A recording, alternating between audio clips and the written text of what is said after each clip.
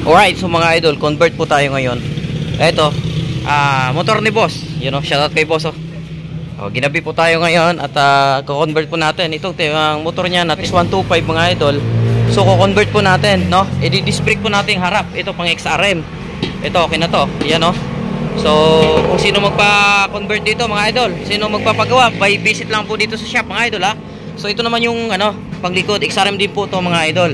So kakailanganin lang po natin is plant shop, 'di ba? Para paglagyan natin ng paglagyan po natin ng rubber damper. Tapos kailangan din natin sprocket na, kasi yung stock na sprocket noon hindi na pwede.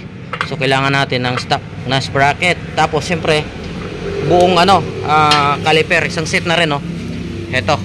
Yan, no. Kasama na yung tank na kung saan ilalagay natin yung kanyang grip fluid, no. So ito naman po yung kanyang buong shock. O, di ba? Kung napansin niyo mga idol, meron siyang lagayan dito para sa ating caliper. So dito 'yan. O, di ba? Right? Ayun, no, sakto-sakto 'yan mga idol, ha. So update lang po dito mga idol kasi bubuuhin na po natin 'to. O, di ba? So salamat kay boss. Nagabil siya nito. Alright, so kailangan lang natin tanggalin yung dating hub kasi hindi na pwede yun ng dating mga gulong niya. Papalitan natin din ng dating mga gulong niya. So update lang dito mga idol. Bubuhin na po natin to. Let's go.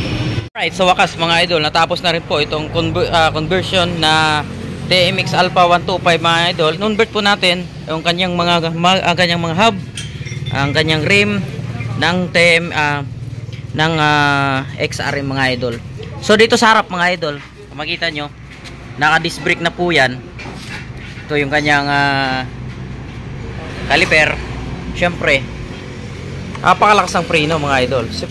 Dapat titesting po natin to mga idol. So testing na natin. Testing na natin to mga idol. Malakas na yung preno niya sa harap.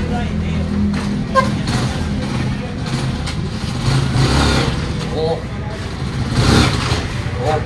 Natatalon, oh. Oh. Pakita mo yung preno, yung preno niya, oh. Oh. By 70 na po itong TMX Alpha ni boss. By 80 po ito, pero ginawa natin by 70. Conversion po ng XRM mga idol. XRM yan, ha?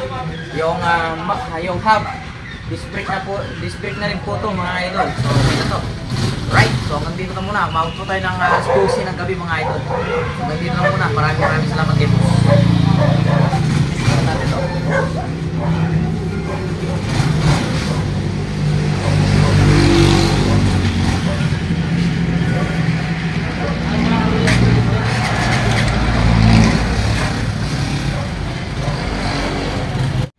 Yun, no?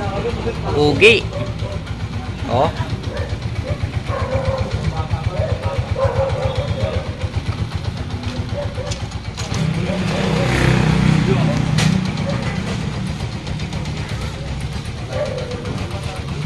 Boss, tingin po.